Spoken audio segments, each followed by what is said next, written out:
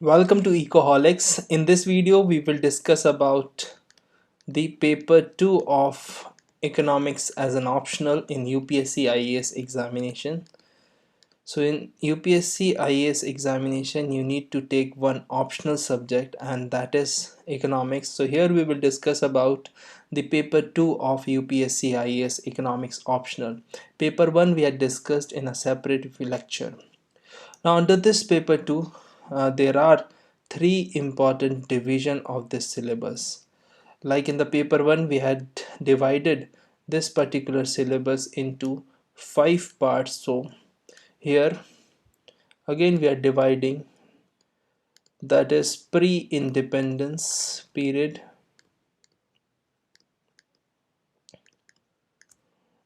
then pre-reform period, that is in layman language we are writing as the LPG reforms, liberalization, privatization, and globalization.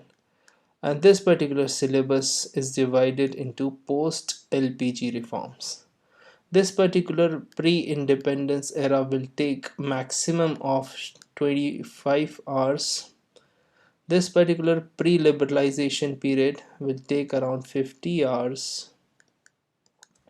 And this post LPG era will take around 75 hours. So these are maximum duration of this particular course of economics optional. Here this particular course you will find on Ecoholics app that is available on Android mobile phone. You can download it and with a nominal fees you can enroll for this particular course. This particular course is conceptualized by me because we can say that it is my background, as well as I'm teaching in the UPSC classes in New Delhi, that is the hub of UPSC examinations. All the institutes are located there. So here we can simply say that these three division of this particular paper 2 is very important in order to understand the particular syllabus of this paper 2. This particular paper 2 will take around 150 hours. Now this 150 hours I've divided into these three categories. Now on the outside this paper looks very simple, but let me tell you that it is very difficult when we compare it with paper 1 as well. Although paper 1 is very exhaustive, but here in the paper 2 you need certain kind of expertise in answer writing. So here we'll more focus on answer writing in our classes on Ecoholics app. Now under pre-independence period, so this is the first part of this syllabus that I have divided. Under pre-independence periods, the first thing is given as land system. So under land system, there are certain kind of initiatives taken under British government, under colonial government, like systems like permanent land revenue system introduced by Lord Cornwallis, and other systems like Mahalwari and Ratwari settlements that was prevailed before independence. So we will discuss all these type of systems in detail and the particular changes in this particular land system later on in the later courses of our lecture. The next is 48 number of topic, that is known as commercialization of agriculture. So it is related to commercialization of agriculture. So generally we talk about agriculture under colonial period. We always critically analyze critically analyze this particular era, because at the time the condition of agriculture was not great, and this particular creates the problem of, we can say that it created the problem of Indian agriculture, fundamental problem, that it was very difficult in order to recover that from the colonial agricultural condition of India's agriculture.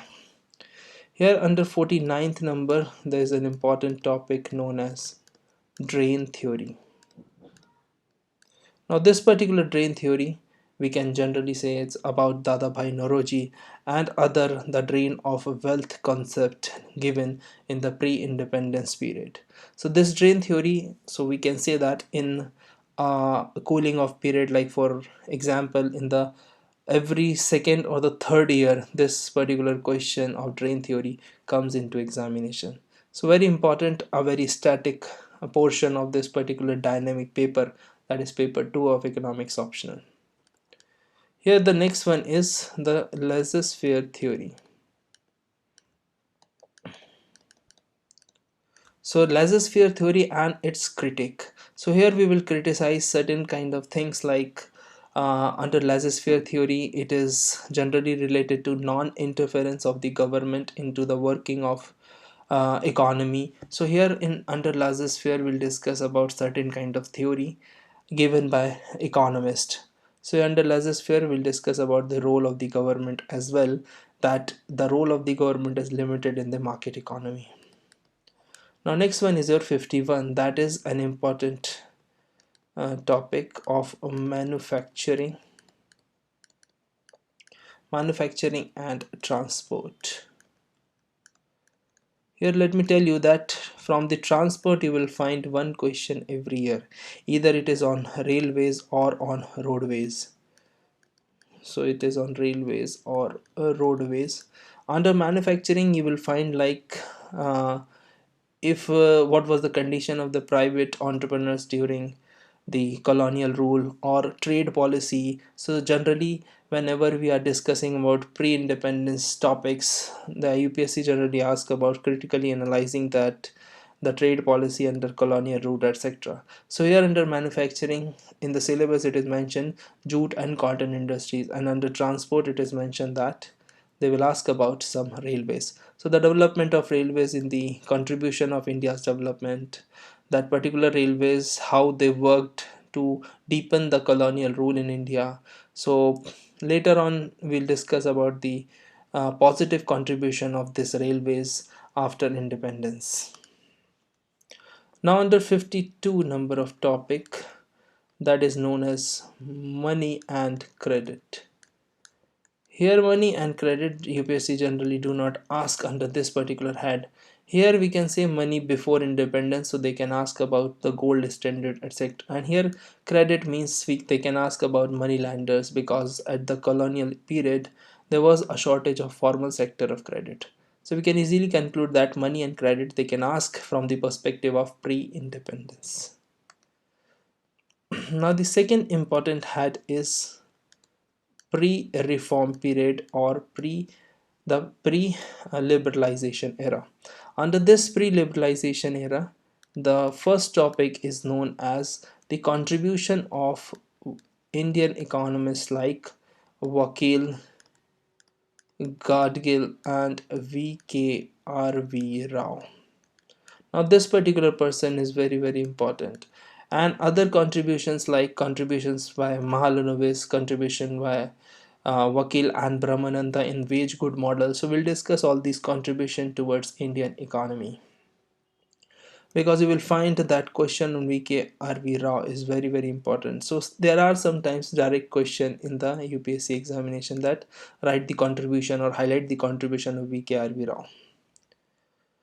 Now on the number 54, that is the agriculture. So here under agriculture we'll discuss land reforms. So land reforms are the major important part here. Under land reforms we'll discuss about land tenure system, that four types of land reforms that India introduced and what are the reasons behind their failure, etc. Another important topic pre-LPG era is green revolution. Under Green Revolution, we'll discuss about the how Green Revolution contributed to the productivity in Indian agriculture. What was the impact of Green Revolution? Then what was the result of Green Revolution on Indian agriculture sector? What was the impact of Green Revolution system? Here we can say after Green Revolution, what was the result on the productivity? Is Green Revolution fruitful for the current situation? And this particular green revolution may be contributed with or maybe supported with second generation reforms in the agriculture sector. So we'll discuss green revolution extensively. Third important thing under this is capital formation, because you know that India is a capital starved country, and that is why India is adopting labor intensive techniques. So by adopting labor intensive techniques, it is very important to know that how capital formation is contributing in agriculture sector, where in this period around more than 70% of the population engaged in agriculture sector. Now under the head of 55th number, they will discuss or will discuss about industry. So under industry, we'll first discuss about trends. So you know that in the before LPG era, the trend in industry is simple. So under industry, it was clearly mentioned that these type of industries were backed by public sector, so a lot of prevalence of public sector undertakings. So we will discuss about, and we will also criticize the policy adopted by government in order to protect public sector undertakings.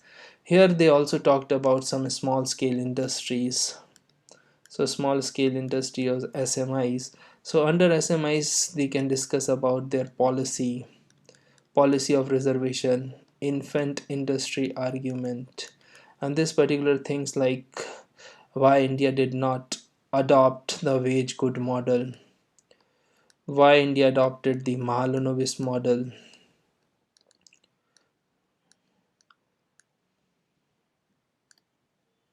So this particular thing we'll discuss, and we'll discuss about role of public sector as well as role of private sector, then what was the condition of cottage industries, etc.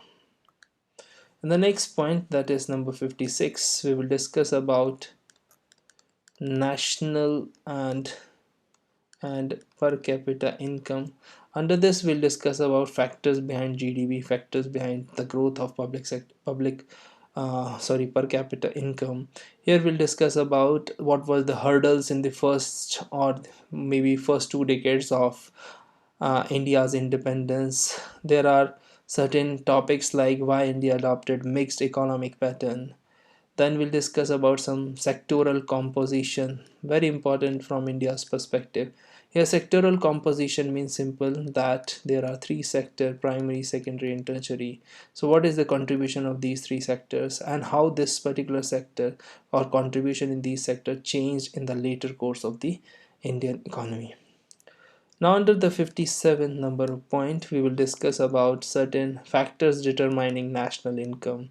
So under this, we'll first discuss the distribution, because in order to remove the problem of poverty, national income distribution plays an important role. Then we'll discuss about certain topics like poverty. So under poverty, we'll discuss like poverty is of two types: absolute and relative poverty. Here we can also discuss about some trends under poverty. Then we'll discuss about inequality. So under inequality, we'll discuss certain tools, how to measure inequality, like Gini coefficient and Lorentz curve are the two important indicators to measure inequality in the country. Now the third important division of this is post-liberalization period or post-LPG period. Now under this, we will first discuss the new economic reforms. So this particular thing is always connected with new economic reforms. So under new reforms, we will discuss first about that new economic reforms related to agriculture sector. Here under agriculture sector, we'll discuss about the issues in WTO, issues in food processing. So here under WTO, there are certain kinds of issue of trade facilitation agreement related to subsidies. Here under food processing, we'll discuss agro-based industry and how food processing industry can increase the rural per capita income. That is the target of government of India, that in order to achieve certain kind of rural income, we need to double the rural agricultural income by the year 2022. So this is recommended by Ashok Dalwai committee to doubling of farmers income. Then we'll discuss about some subsidies. So here all the ill effect of subsidies, like in order to remove or curtail or rationalize the subsidies, it is a very difficult decision for the government. Another thing we'll discuss about agriculture prices.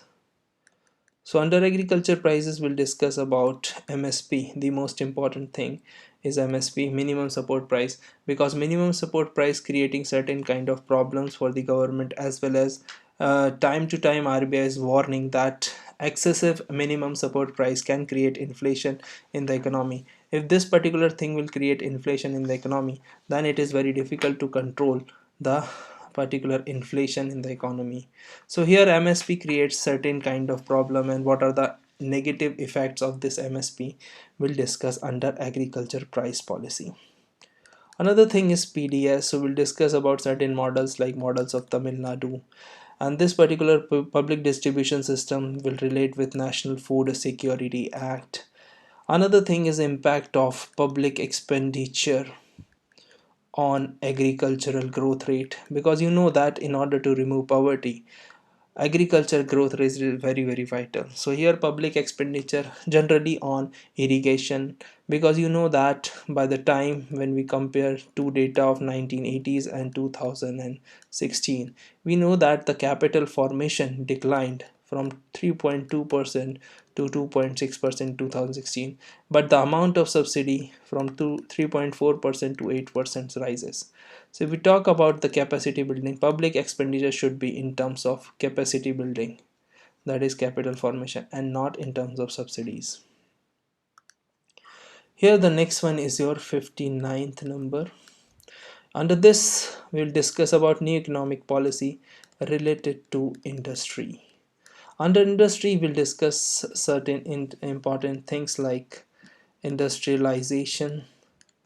Under industrialization, we'll discuss certain policies like national manufacturing policies of 2011. Then we'll discuss about Make in India.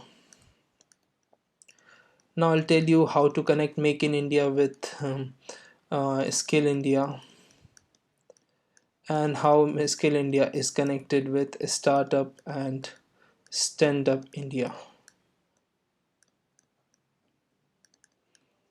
Because whenever you are discussing on Make in India, it means foreign companies will come and invest in India. But if foreign companies are investing in India, it means they require local labor. But if your labor force is not skilled enough, they will not find employment in Make in India. So here you will provide skills to your labor force. That is why India initiated a Skill India program.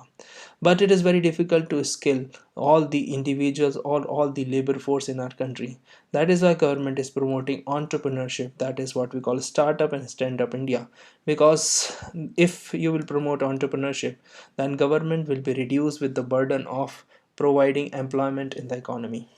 So this is how we'll connect all the policies. Another thing under industry we'll discuss about power sector. Although this is not mentioned in the syllabus, but power sector is an important sector. We'll discuss the schemes like Uday, Ujjwal Discom Assurance Yojana of state distribution electricity companies. Then we'll discuss about the program of a Digital India. Under Digital India, we'll discuss certain IT revolution, etc., and how Digital India is improving actually the governance and reducing the crony capitalism in our country. This will also create certain kind of transparency in the government machinery. Now, apart from this, we will also discuss FDI policy, very important. In January 2018, there was an amendment approved by under FDI policy. So Cabinet Committee on Economic Affairs approved certain kind of amendments like insurance sector 49% of cap raised, then other things also. Then we'll discuss about disinvestment. So disinvestment policy of government of India. Like recently government set the target of 70,000 crore of disinvestment. Now, later on, we'll discuss the role of MNCs and how these MNCs are indulging in base erosion, profit shifting, and transfer pricing.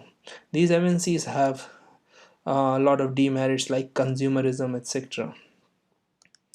In the next head, we will discuss about new economic policy related to trade. Here under trade, most important thing is intellectual property rights, because by this IPR law, India is struggling to attract investment. If we have robust intellectual property rights, then India can receive more FDI into our country. Current FDI value is $60 billion, that is last year. So we have a potential of having or attracting FDI more than 100 billion. So it means whenever you have a robust intellectual property right, or Intellectual Property Act, you will be able to receive more and more foreign investment. Under this, we will discuss about certain policy related to TRIPS of WTO, TRIMS, then GATS, that is General Agreement on Trade and Services, the new EXIM policy, that is Export and Import Policy of Government of India. So their salient features, their implications, etc. are very, very, very important. Under this, we will also discuss service sector, because in the paper 2, it is hardly mentioned about anything in service sector. But you know that for the perspective, from the perspective of Indian economy, service sector is the most important sector under sectoral composition. Now, other things we'll discuss in the new economic reforms, like related to exchange rate. So under exchange rate, we'll discuss about the most important in the current scenario is partial and full capital account convertibility. Capital account convertibility.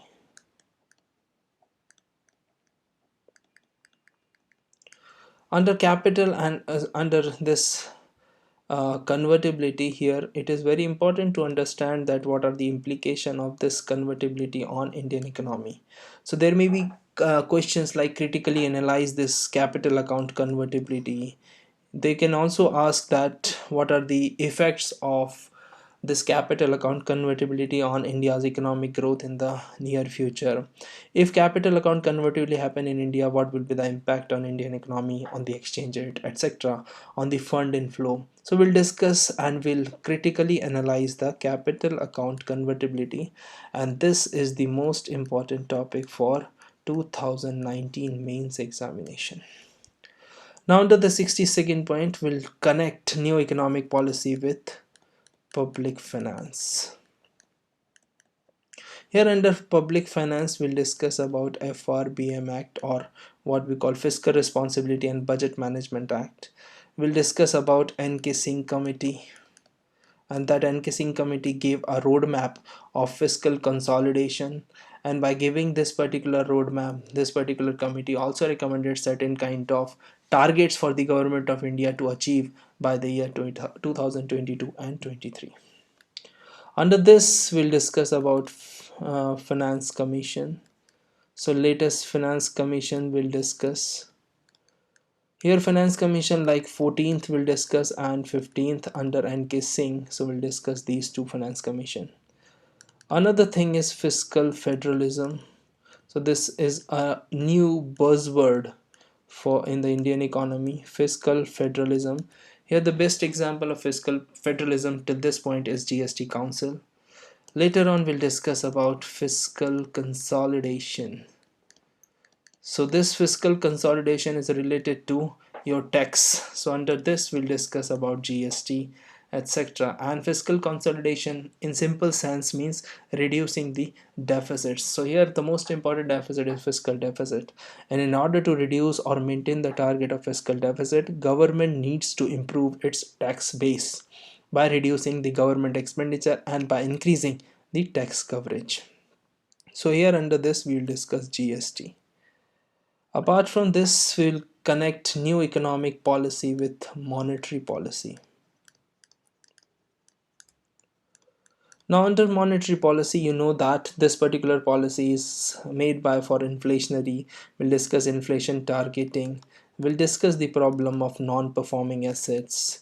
We'll discuss about financial inclusion that was started with the advent of Jan Dhan Yojana.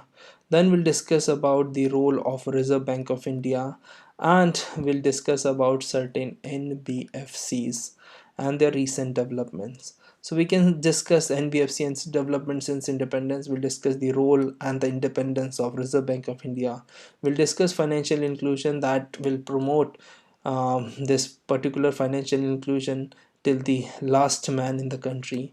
We'll discuss the problems of NPA and how to counter this particular problem of non-performing assets.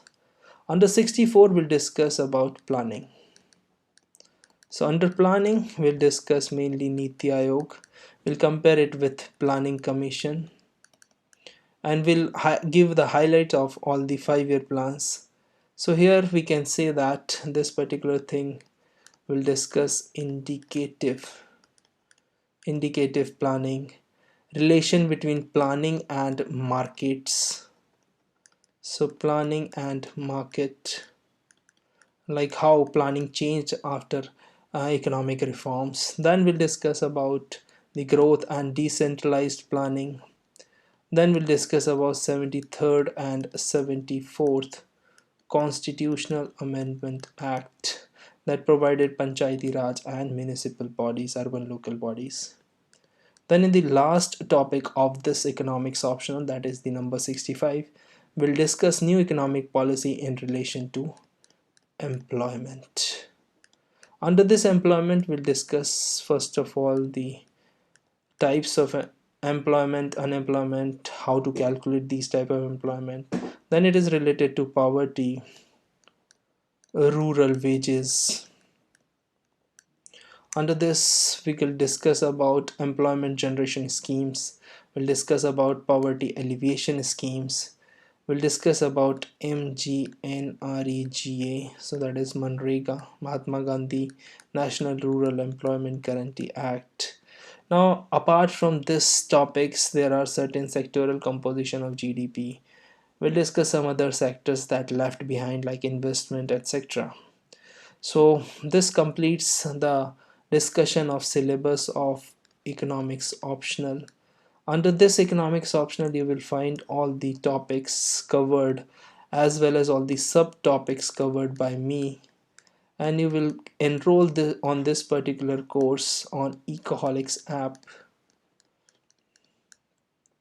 that is available for free download on Google Play Store. But this particular course, we charge a nominal fees just to cover our technological infrastructure.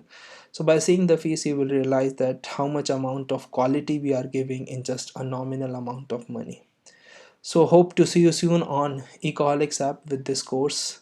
This course has already begun with the discussion of the syllabus. We'll cover one by one each and every topic and the subtopic in this. If you have any query, you can drop in the comment box, or you can WhatsApp me directly on my WhatsApp number 7223946092.